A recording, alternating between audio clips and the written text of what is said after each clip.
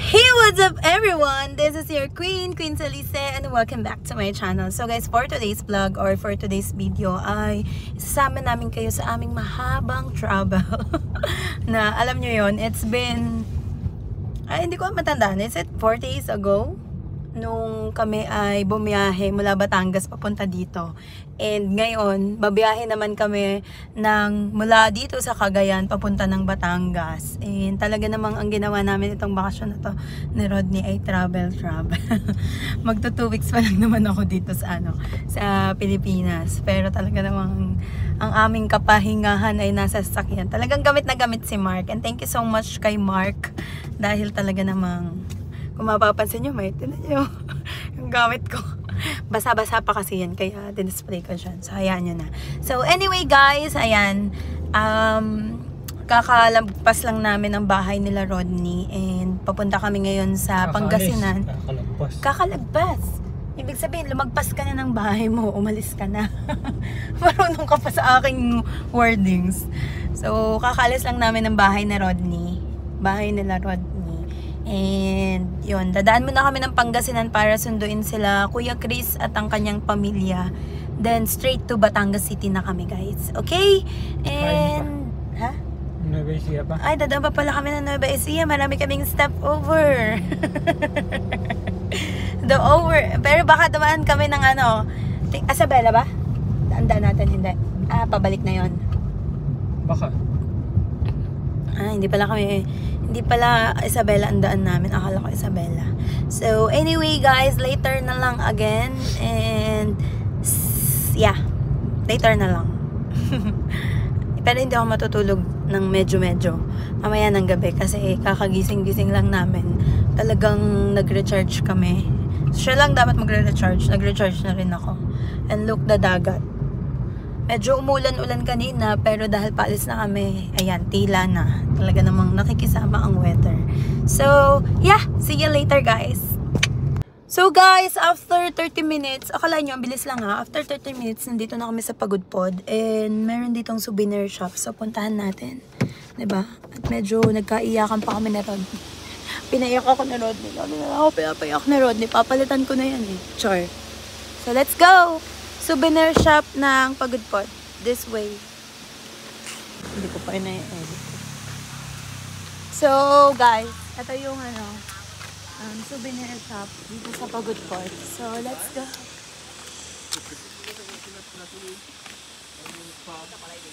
Yes, ma'am. Pili lang, ma'am.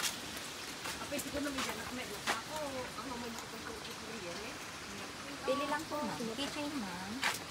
35 po, ma'am. Tatlo po 100. Bili tayo, pareho tayo. Kailan may gold ko kasi. Ano man? Anong color? Ano mga t-shirt niyo? May 180 ma'am, may 250 po ma'am. Ordinary print po ma'am, 180 gamo sa 250 po ma'am. Ano yung 180? Eto po ma'am, mga ganito po ma'am. Saka na ito. Yung mga ganyang sando. 180 po ma'am. Bili ka sa'yo. May lapit ka sa'yo. Patingin nga po niyang purple. 180 to. Hindi 150 ganun. Sa'yo. O gusto mo puti?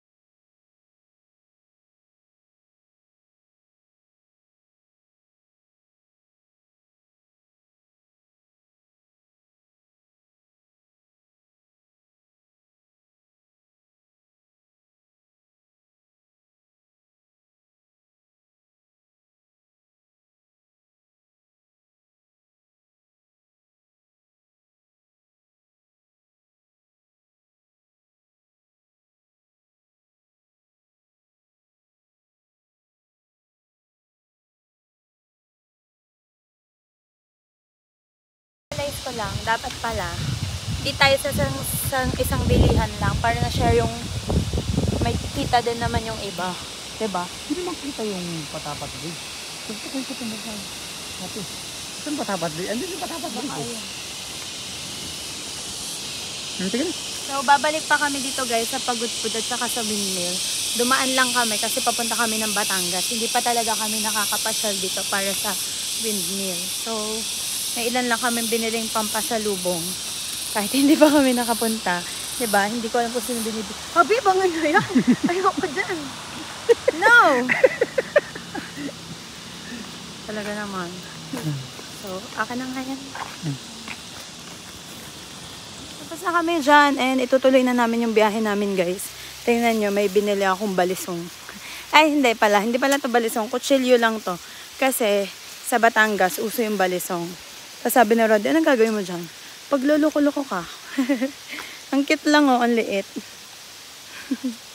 Kaya lang bawal tong dalhin sa ano eh, no? Hindi natin to pwedeng dalhin sa Dubai eh. Ah, sa check-in, pwede. Oo, bawal sa ano. Tignan nyo, papakita ko sa inyo. Wait lang.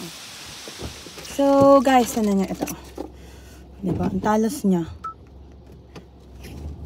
Kayang ano. So cute.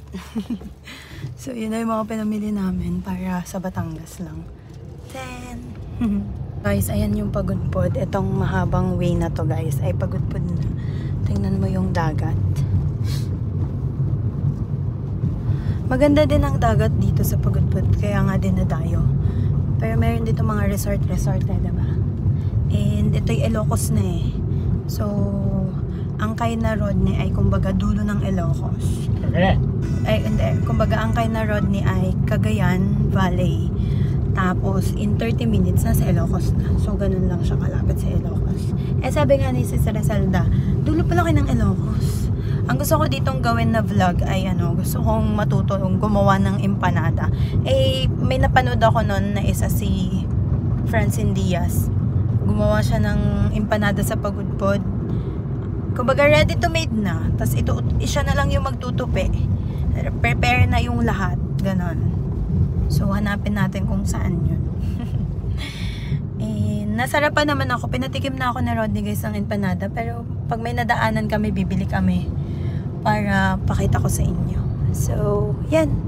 That's our road trip to going to Batangas City. Ay, syempre, tulay. Tsaka ang ganda ng view eh. Yan, oh. Kung wala nga lang sasakyan sa likod, pwede tayo mag-stop sa gitna. Hindi dito. Saan? Doon. Sa dulo. Pero hindi gitna. Kahilig mo sa gitna. Gusto mo ma-aksidente. Gusto ko kasi yung view ng kalsada.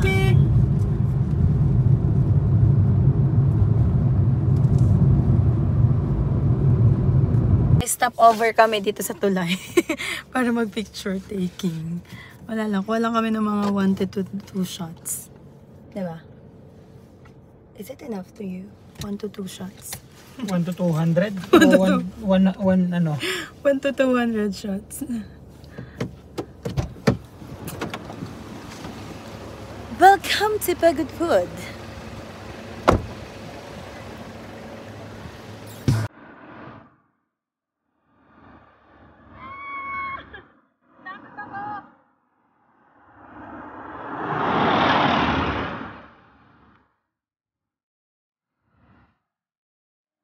Dapat ano, pag ano, lima.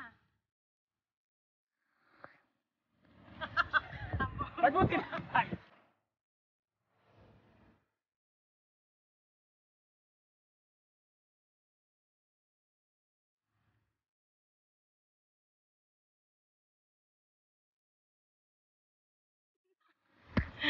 Tingin nga.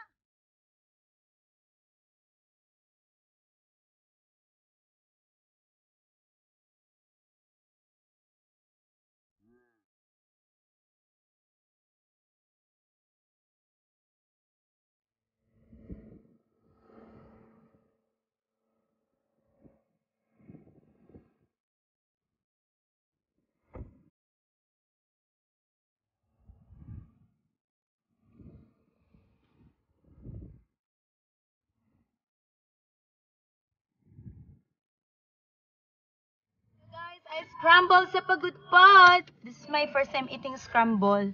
Even last year, hindi ako nakakain ng scramble, guys. Alam nyo, dati yung ganito kalit, parang 10 pesos. Pero ngayon, it's 30 pesos na. Tapos may sago na siya. Masarap. Sarap naman, no? Ha? Wala na. So guys, madadaanan na natin yung windmill. Tingnan nyo.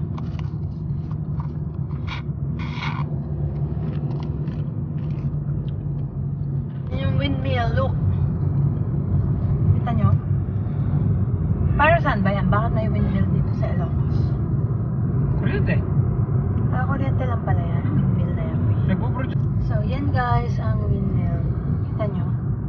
Yan o, kitang kita dito. So, sa susunod na kami pupunta dyan. Wow, amazing. Hi!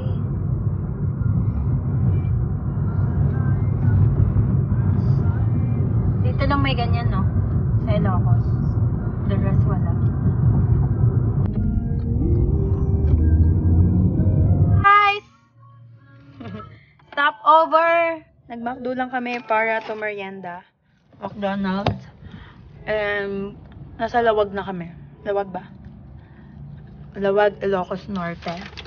So, alam niyo usually, dapat within 8 hours, nasa Pangasinan na kami. Pero mukhang hindi kami makakarating ng 8 hours kasi madami kaming stopover na ginagawa. Dahil pag nakakakita ako ng something, sabi ko, Rani, baba tayo, picture. Yun, gano'n. But anyway, Hindi lang pag nakakakita. ano, Pag nakakaramdam. pag nakakaramdam ng pagtae, gano'n.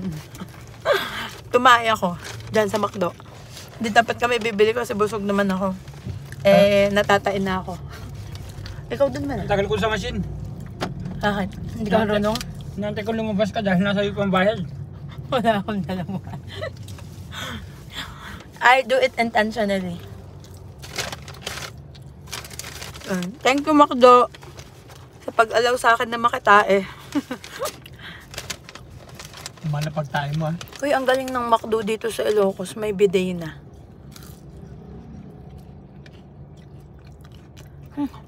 Sarap. So, later na lang ulit, guys. So, we are here in Lawag City na, guys. Palabas na. Palabas na ng Lawag. San Nicolas na dyan. Naglabas ng tulay. Ano yun? San Nicolas? Ilocos pa rin. Ilocos Norte. So, Batak na yun, San Nicolas. Hindi. Ilocos pa rin. Norte pa rin. Pero Yung San Batak. Nicolas siya. Sisi, we're here in the Batak. Are you here? Oh, saan tayo? Sa Batak, Ilocos. And ito yung bahay ni Marcos dati. Lumang bahay ni Marcos. Nandyan daw yung dyan nakahiga si Marcos? Ito yata. Hindi, di ba nasa libingan na bayani na? Nilipat na. Nilipat Pero na. dyan dati. Oo. Ricarte National Shrine, guys.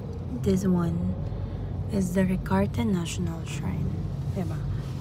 Ikaw, okay lang ba sa'yo na nalipat si Marcos sa ng bayani? Libingan ng mga bayani? Kahit saan. Kahit saan. Bibili ako ng empanada. Ayan, nag-stop kami dito sa Batak para lang sa empanada. Bumili ka na lang din para dun. Hindi na yung taabot. Hindi naman masisira yan. Masisira yan ikalawang araw. May itlog yun eh. Ikalawang araw ngayon masisira. Okay, let's go. Let's try the empanada. Let's buy an empanada in Ilocos.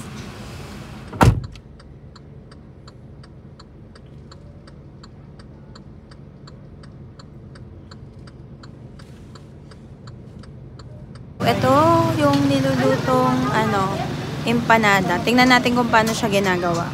Ilan yung bili? Saan lugar to? Batak na? No? Yes, Ilocos. Nanap pa namin sa Google to eh. Bakit dito ma'am? May madami naman doon. Eh, ito yung nakita namin. Kaya, so, sanay ka na, kaya mabilisan na. Ay, nung una ko ma'am, Diyos ko, abutin ako ng 1 oras gumawa. Oo. Pero Ng isa. ngayon, kahit lampaso ko Kahit na. nakapikit na. Ganon.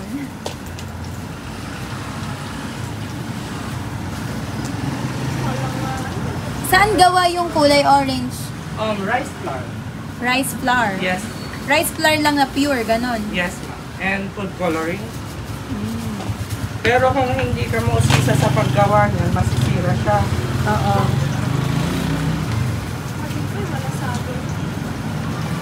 Ay, shit. Kaya nga kapsutan mo yan. Ha? Kapsutan? Nakakapsot sa mga. Alay, ano, may kapsot.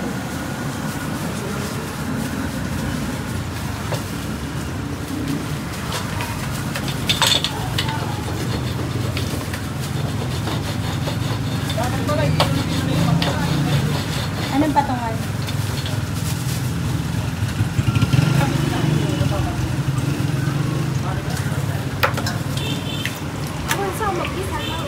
Adapte dito. Kasama yung chat ko pa man natin, di mag-rep-rep lang. Ano nga, oras ka ba? Doon makadukat po doon ah. Nangalada, pwede 20 pieces, siya kita banlo.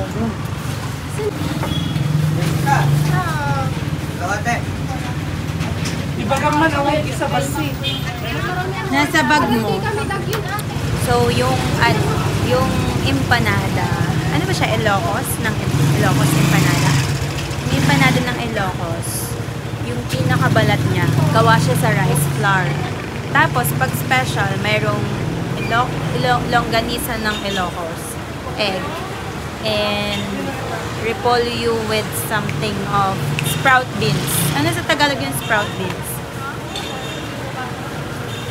Beef chop. No! Okay. Toge. Basta yung toge na ano, gano'n, na gulay, yun. Yung ginagawang lumpiang toge, gano'n. Yun yung kasama nila. Yan siya made. Tapos, ayun, roller doon. Tapos, piniprito, yan na.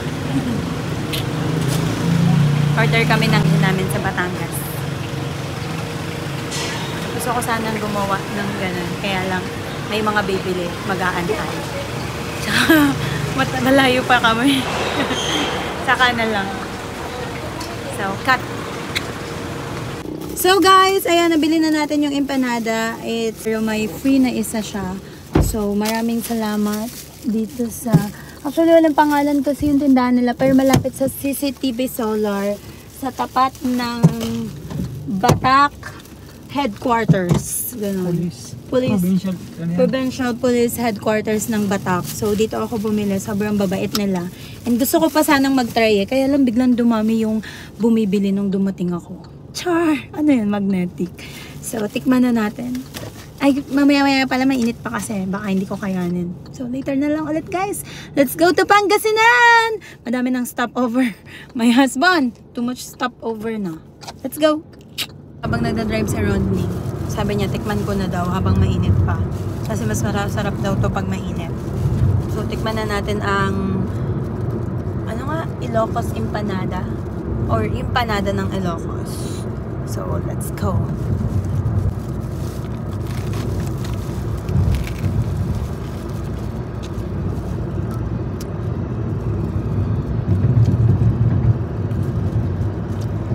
In fairness, dun sa balat niya, may lasa na siya.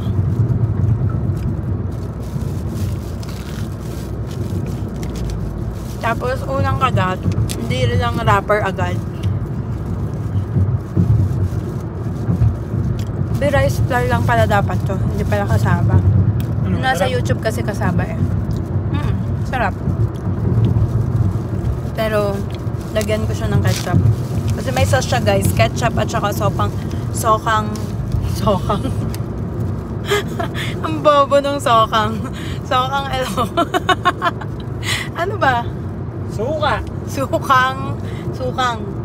Sukang Ilocos. Arte ng sukang. Sokang. Sige. Pero mas gusto ko yung ketchup eh. Siya, mas gusto niya sokang. Ang bobo! Let's go. Try na natin guys ang sukang Ilocos. Ay, hindi pala. Ketchup ako. Gusto ko yung ketchup. Natatawa kasi ako. Ang supportive ng husband ko, guys. Nagdadrive habang nag-video sa akin. Buti na lang wala masyadong sasakyan. Mas masarap siyang may ketchup, guys. Pero ewan ko si Rodney, bakit laging mas gusto niya sa suka to? Nangas.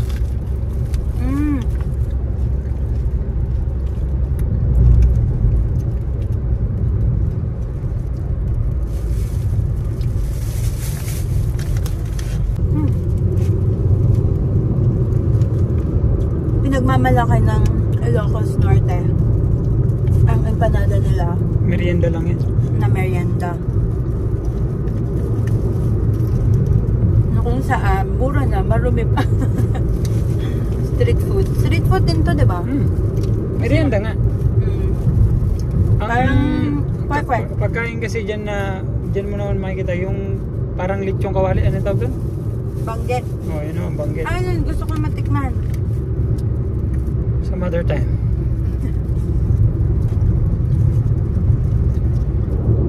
Hectic ang schedule namin.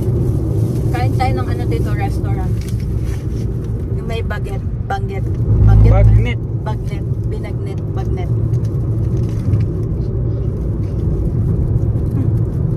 So, sa lahat po ng mga nanonood na Ilocano, kung may mali akong wording sa mga tawag sa mga pagkain nyo or sa lugar nyo, huwag ako sisisihin nyo si Rodney. Kasi hindi niya ako kino-correct. Okay? So, ubusin ko na ito. Enjoy na ang aming biyahe. Later na lang ulit. Just an update, guys. It's 6 p.m. and nasa Ilocos Sur na kami. Tapos na kami sa Ilocos Norte and Ilocos Sur na. So, maybe 4 to 5 hours makakarating na kami ng Pangasinan. Hopefully lang ay mabilis yung dadaraanan namin. Kasi minsan kapag truck yung nasa harap namin, ang hirap overtake lalo na kapag maya-maya dumilim na. So, let's go! Let's G! Say hi to my vlog! Hello to my drive. Hello to driving.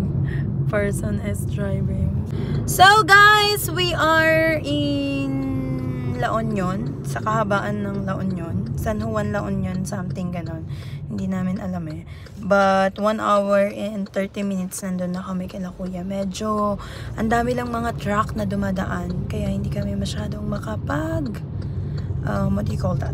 Makapag-overtake. But sabi ko nga sa kanya, slowly lang. Kasi hindi naman kami masyadong nagmamadali. Diba? And congratulations to me dahil hindi ako natutulog sa biyahe. At the moment, later na lang, pag madaling araw na. So, that's my husband, still guwapo. Kinikilig ka pag sinasabihan ka ng guwapo. Kaligyar. So, anyway guys, later na lang ulit. Malapit na kami sa kuya ko, 1 hour and 30 minutes, nandun na kami. So, bye-bye. A few moments later. So guys, finally, nandito na kami sa bahay ng kuya ko. Ayun o, kung nakikita nyo yung kuya ko, may bit-bit na baby. So, dito na kami sa Pangasinan. And siguro mga 4 hours to 5 hours, nasa Batangas City na kami. But, magsi-CR break muna kami guys. At talaga namang, pasukin muna natin yung bahay ng kuya ko. Let's go! Nako, may mga tuta. Sabi ka lang kanya to. Ano? Nung anang ni Hana. Hey you, is this your house? Come in.